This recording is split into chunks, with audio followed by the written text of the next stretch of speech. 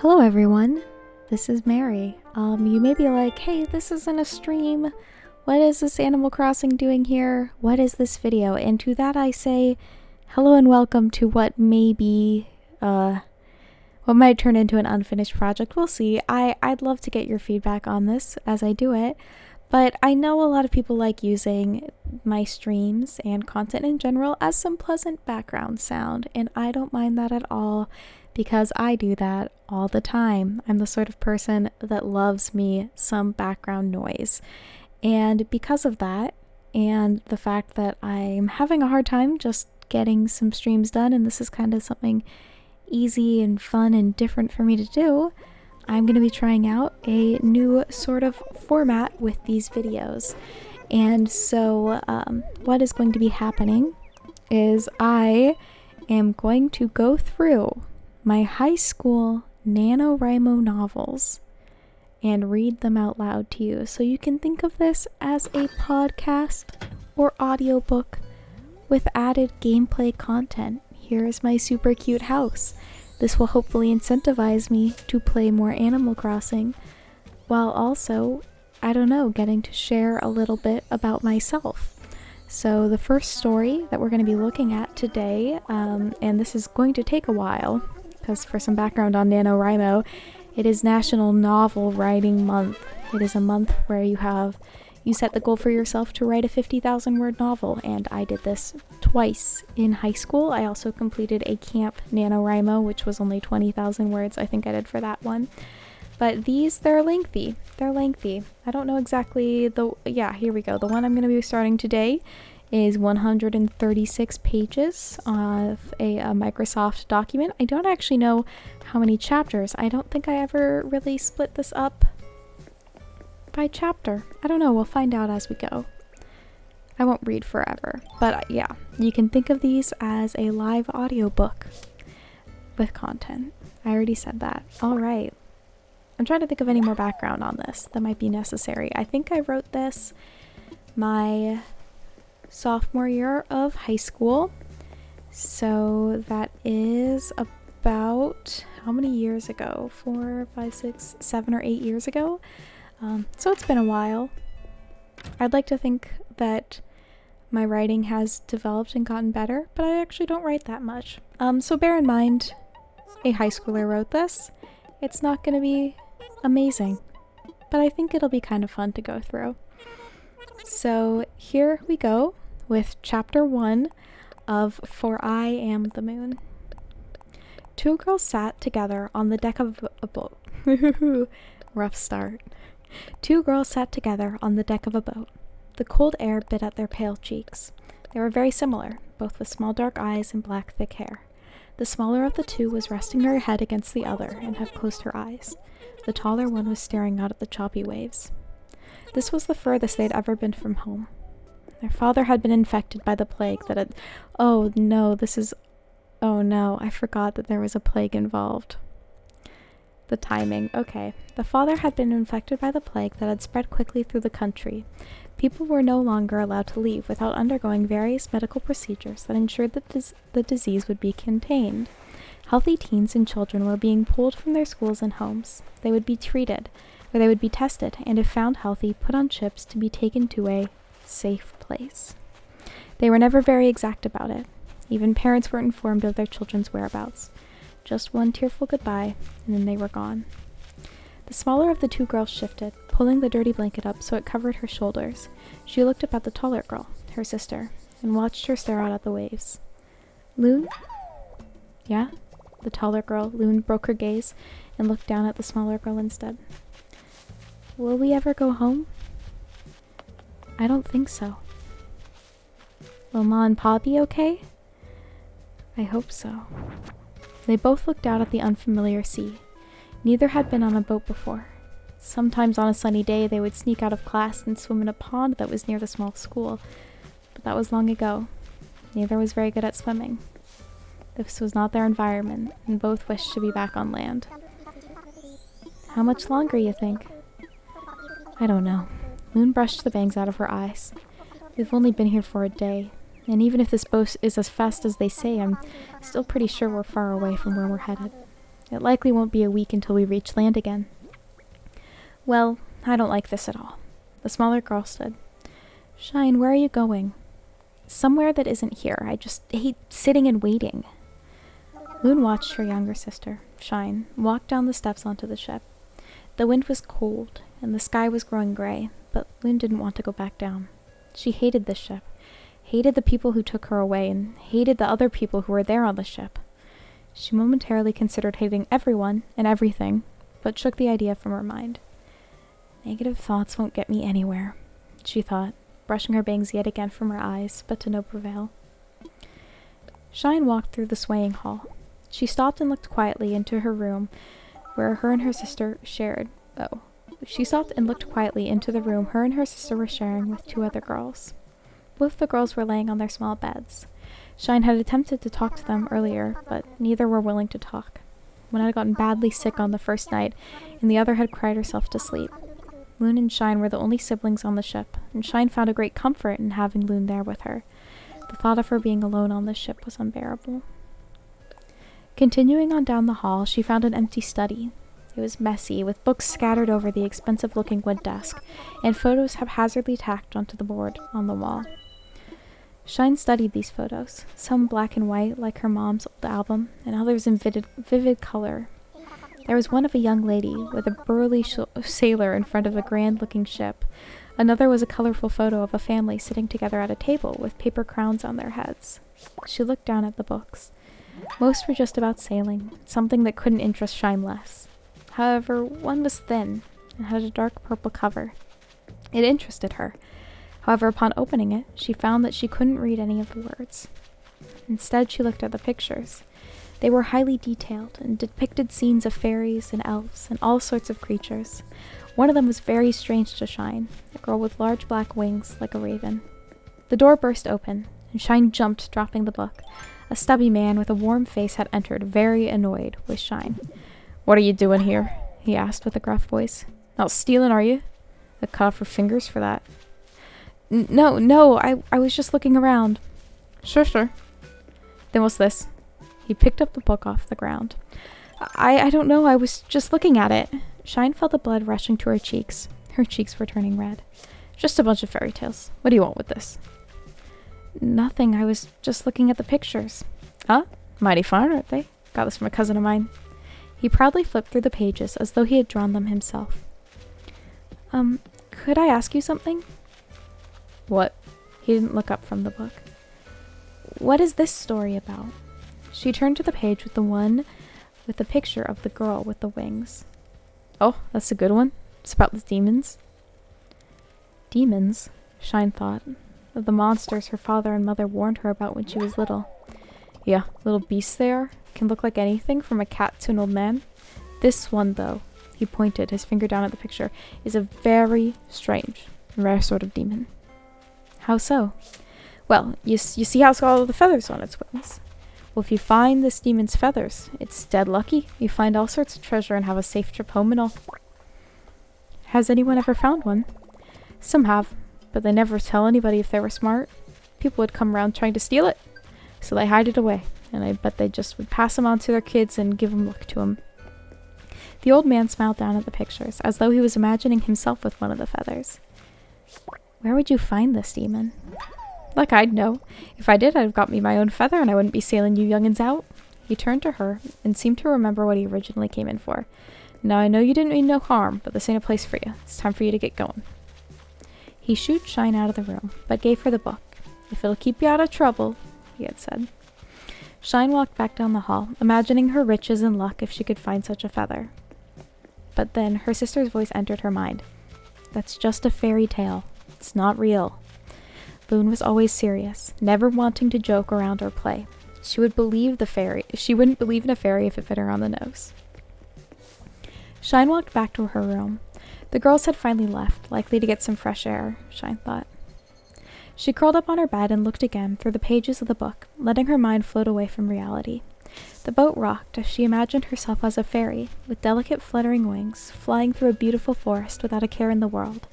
Then, as an elf, bow in hand, hunting through a dark wood, bare feet gripping the cold, damp earth, she became silent and elegant. The rain started falling. Loon pushed herself up and began walking down the steps to their room. Ooh, I forgot. Okay, let me start this again. The rain started falling. Loon pulled herself up and began walking down the steps to their room. She really didn't want to go down. It was dark and not much warmer down there, and she felt confined and trapped, like a mouse caught in a trap with nowhere to go, stuck along with the rest. She would have much preferred to stay home with her parents. No illness could be worse than this.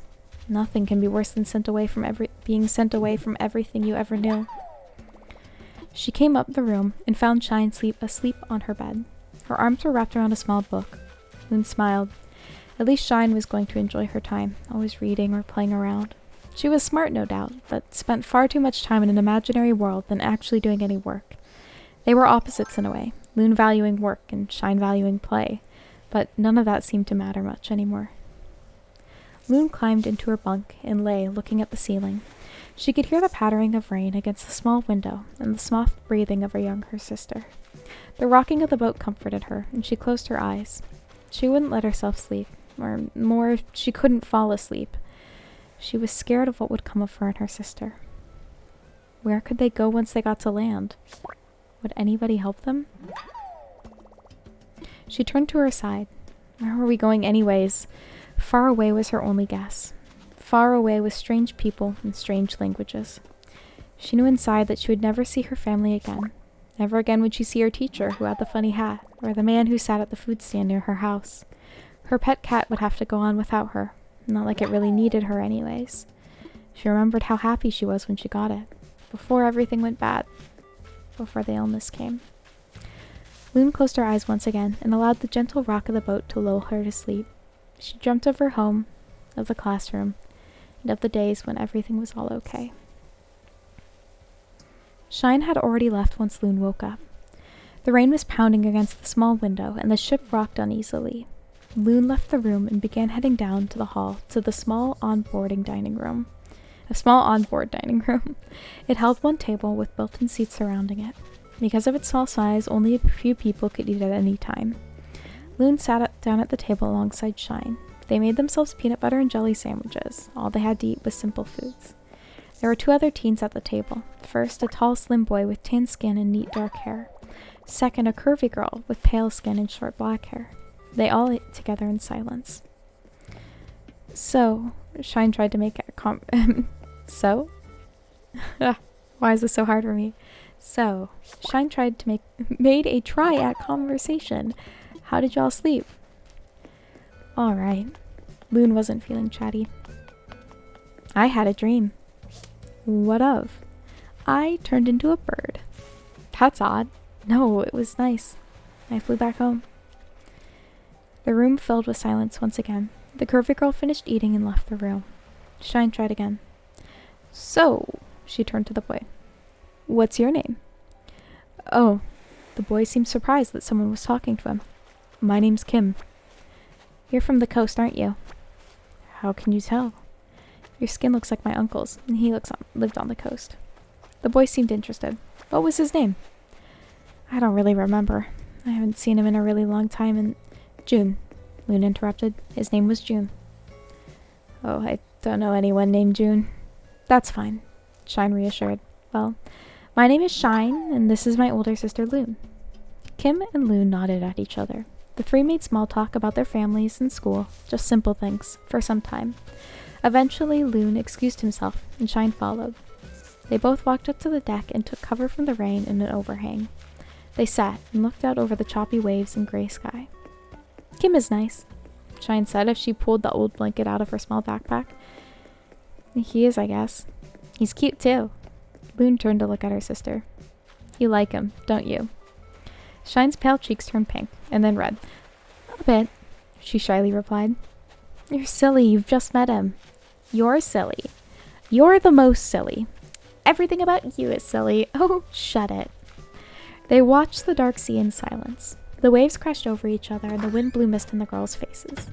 They wrapped the blanket around themselves, and Shine rested her head on Loon's shoulder. Tell me a story. You're too old for stories. I'm only 15. Exactly. You're too old. Just because you're old doesn't mean you can't enjoy stories. Loon shook her head. You have to grow up at one point. You can't live in a fantasy world forever. I can live wherever I want to.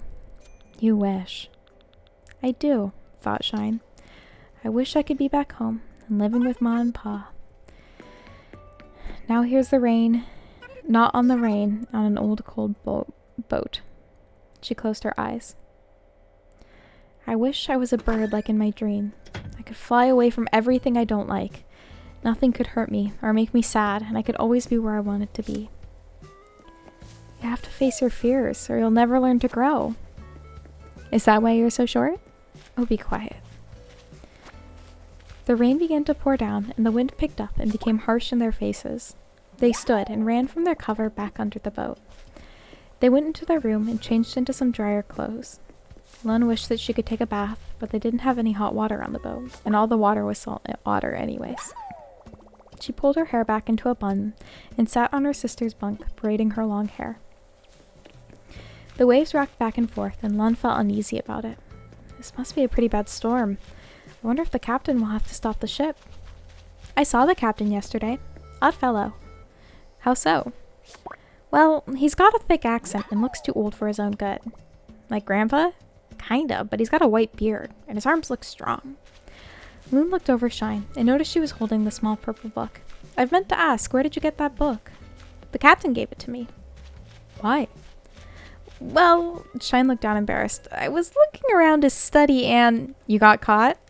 Yeah, but he was nice about it, and he told me about one of the stories. Shine flipped to the page with the demon girl. She told Loon about the story and how the feather would bring you good luck. Seems silly to me, Loon pointed to the girl. Couldn't she just hide her wings and try to get around as a normal human? And what would make the feathers lucky? I mean, demons are like cursed souls, so shouldn't they be bad luck? Well, how should I know? I don't happen to know any demons, and even if I did, they probably wouldn't tell me. Then why waste your time with tales? I don't think I'll ever understand you. Shine turned towards Loon. Just because you don't enjoy something doesn't mean it's wrong or bad. We just feel differently. I don't think I could ever feel the same as you. I might die of silliness. Meanie. Thunder rumbled from an outside window. The other girl, the one who'd gotten sick the first night, stirred. She sat up and looked around and stared at Shine and Loon like they had caused the sound. Her face scrunched up with sleepy confusion, and she laid back down. Loon and Shine looked at each other and silently left the room. They walked down the hall to the dining room once again. It was empty. For lunch, they ate a small can of tomato soup with a piece of bread each. It wasn't a great meal, but they couldn't do much better. Both were fairly good at cooking, but they were restricted to only eating what was left out for them by the chef. The chef was nothing more than a seasick lady who didn't know much about cooking herself. This makes me miss Mom's cooking. Lun dunked a piece of her bread in the soup. Everything makes you miss Mom's cooking. Once you've had it, you can't forget it. And then you can never enjoy any other food ever. Okay, well, it's not that good, but it is my favorite. I wonder if they can still get broccoli at home. Slowly as the disease had spread, food shortages had started. First, it was on oranges and lemons, and then the corn, and then the rice. Their meals started to consist more and more of bread and other things that were grown in different countries. But even the bread began to run out, then milk or eggs. If people weren't going to die from sickness, they were likely going to die of starvation or malnutrition. Thunder cracked once again. An eerie creaking noise came from the ship. It was as though the ship was tired and didn't want to wade through the messy waves. Both girls looked uneasily at each other and walked back to their room. Inside the room, they found their two other roommates. One was trying to comfort the one that was bawling. What happened? Shine asked, a bit scared of the answer. The ship, the girl sniffed. The ship can't survive a storm this bad. You're just scared, Lynn tried to reassure her. It will be fine. No, you don't understand. This boat was not made to survive storms like this. Why would you say that? I heard, the girl wiped her red eyes. I heard two men talking about it on the docks. They said how it was just a large fishing boat, and how we better pray for good luck, or the boat would be washed away. That's nonsense. They're probably just trying to scare the younger kids. No, you didn't hear them. You don't know.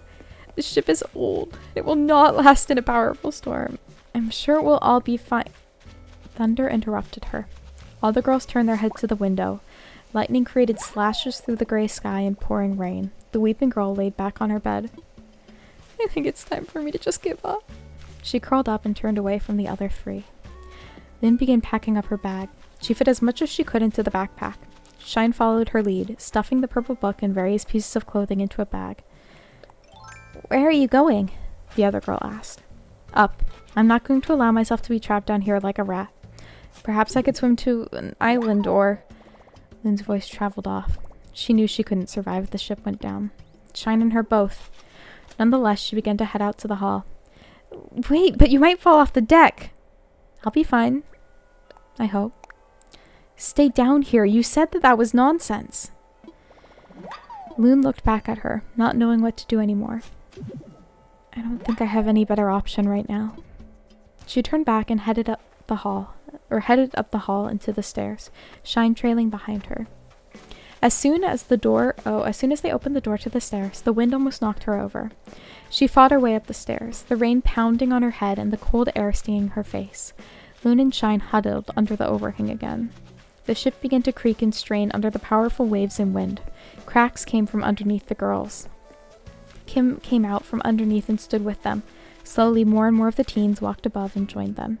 Then, seemingly out of nowhere, a large snap was heard. The Curvy girl ran, slipping alone on the deck of the boat, towards them. Something that was barely audible over the wind. The ship's sinking! It's filling with water! It's filling with... She slid and fell onto the deck. The wind picked up and the overhead was ripped off the small wall as it was attached to. The ship slowly sunk, waves covering the deck. Loon grabbed onto Shine, who was holding onto a metal post. The rain and waves soaked them, and the water began to cover their feet. They fell into the dark sea. Loon's hands could no longer feel Shine's, and the cold water soaked her skin and clothes. The words of the crying girl filled her mind. I think it's just time for me to give up. I think it's just time for me to give up. She felt her hair float through the water. Memories of swimming in the pond flowed into her mind. She opened her eyes. Nothing could be seen within the dark sea. She fought her way up to the surface, but she was too weak. I think it's just time for me to give up. The cold covered her small body. Her eyes closed. I wish I was a bird. Shine and I could just fly away home, away from here, away from this. She let herself float away. Alright, and I realize that is a very dramatic place to leave things off, but I think that is where we'll leave things off right now. I kind of think that was chapter 1. Not exactly sure again if this story has chapters or not. I don't know how I broke this up, but I'm going to assume that that was chapter 1. So, let me know what you think. Let me know if you think I need to figure out the audio balancing better, if this might not be the best context for me to share this story in. I might try and save the audio as a separate track, so maybe I can, I don't know, put it up as a podcast on in some way, somewhere, I don't know. I hope you all are doing well. If you enjoyed this video, feel free to give it a like. Please comment with any feedback if you'd like to hear more. I would love to share more. And yeah, I hope that you're having a great week, and I'll talk to you all next time. Bye-bye.